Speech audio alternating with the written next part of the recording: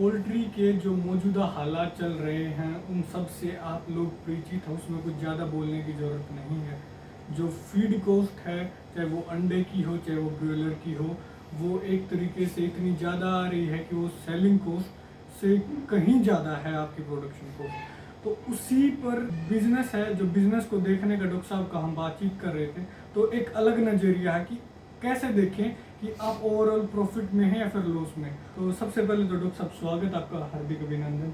Thank you very much. आपने मुझे किसानों के लिए कुछ आंसर्स और उनकी प्रॉब्लम्स को एड्रेस करने का मौका दिया, धन्यवाद। जो अभी क्राइसिस चल रहे हैं इसको कैसे देखते हैं सर आप? देखिए, जो क्राइसिस चल रहे हैं, फार्मर कुछ ज़्यादा घबरा गया। इतना घबराना जायज़ तो है। देखिए, अगर पिछले 10 साल का आप स्टेटिस्टिक्स देखिए, यानी कि फ़ायदा नुकसान देखिए, तो इससे भी कम अंडे का रेट था। 2 रुपये 30 पैसे भी देखा मैंने अंडे का रेट। फीड प्राइसेस जरूर कम थे, वहाँ पे 16 या 17 रुपये थे। तो ये 10 साल का मैंने डाटा कलेक्ट किया है, अंडे का रेट कभी भी इससे ऊपर नहीं था। जो आज चल रहा है वही रहा है। लेकिन जो 17 रुपये वाली फीड थी, वो आज 25, 26 या 27 अलग अलग स्टेट्स में अलग अलग रेट है, वो हो गई। तो इससे सारा जो हमारा देश भर में एक हाहाकार मच गया कि ये बिजनेस फेल होने वाला है।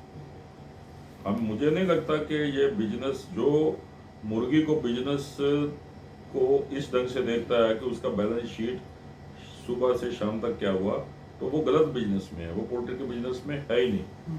उसको पता ही नहीं ये पोल्ट्री बिजनेस बाकियों से कैसे लग गया। आपने मॉल खोल लिया, जीन बेच रहे हैं, रात को 200 रुपये जेब में डाला, एक जीन बेचा या 10 बेचा, 2000 रुपये लेके आपका बैलेंस शीट आ गया कि भाई वर्कर्स का किराया इतना, मॉल का किराया इतना, फिर 2000 रुपया मैं कमा के ले आया हूँ। ठीक है, तो वो तो एक अलग बिजनेस है। अब दवाई केमिस्ट वाला बिजनेस है, शाम को प्रॉफिट लॉस निकल आता है। ये बिजनेस की बैलेंस शीट बनती है 4 साल में, 5 साल में। 1 साल में इसकी बैलेंस शीट, सुबह कितने अंडे बेचे, शाम को कितने प्रॉफिट आया, वो बैलेंस शीट नहीं है।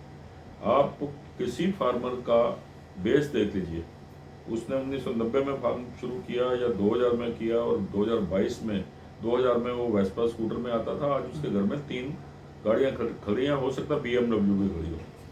तो ये कहने का मतलब कि भाई वो प्रॉफिट जो 3 महीने हमारा लॉस चला गया, तो सारी इंडस्ट्री फेल हो जाएगी या फेल हो गई, तो ऐसा कुछ नहीं है। 3 महीने हर साल ऐसा हुआ है। ये जरूर है कि अब तक अगर हम मार्च से आज तक देखें, तो एक फार्मर ने अभी तक 100 रुपये तक का एक मुर्गी के ऊपर घाटा हो चुका है, और ये घाटा भी 1 महीना और होना है तो 150 तक हो जाएगा। तो 200 रुपये अगर फार्मर हर साल कमाता था, इस साल 50 रुपया कमा लेगा। ये हुआ है कि कुछ प्रॉफिटेबिलिटी इस साल कम हुई है, जिसकी वजह से उसको ये सारी बातें हो रही हैं। और दूसरा मैं ये कहूँगा कि आप इसी साल को मत लो, हो सकता है कि नेक्स्ट ईयर इससे भी अच्छा आ जाए, क्योंकि जितना फॉल डाउन हुआ है वो वापस आएगा। तो इंडस्ट्री का इसका बैलेंस शीट 1 साल का है ही नहीं। आप इसको ट्रांजैक्शंस के तौर पे मत देखिए, आप एसेट्स के तौर पे देखिए कि आपके पास क्या था और आज क्या है। तो आगे भी इससे आगे बढ़ने वाला ही है, कम होने वाला नहीं है। तो इसको एक 3 महीने की बैलेंस शीट से कोई ये बिजनेस चलने वाला नहीं है। अगर वो 3 महीने की बैलेंस शीट से चला रहा है तो वो गलत बिजनेस में है।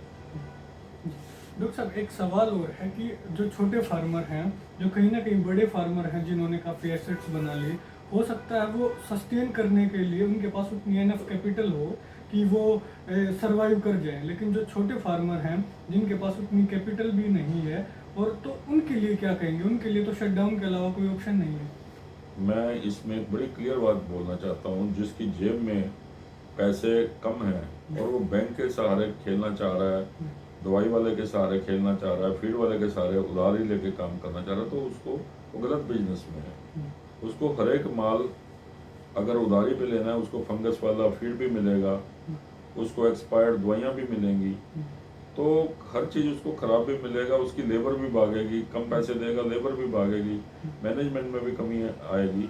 जिस आदमी के पास पैसे नहीं है चलाने के लिए, फीड स्टॉक करने के लिए पैसे नहीं है, करंट में ही फीड चलाता है, तो 10,000 15,000 बर्ड का फार्म है, उसका आगे आगे जीना मुश्किल हो जाएगा इस इंडस्ट्री में। इस इंडस्ट्री में जिसके पास कैश फ्लो है, आपका हार्वेस्टिंग सीजन में अक्टूबर नवंबर में माल स्टॉक करता है, तो कुछ कैपिटल फ्लो रहे, जब 2-3 महीने क्रैश कर जाता है अंडे का, उसको भी सस्टेन करने का उसके पास पैसा हो, तो आगे आगे ऐसे फार्मर चलने का उम्मीद है।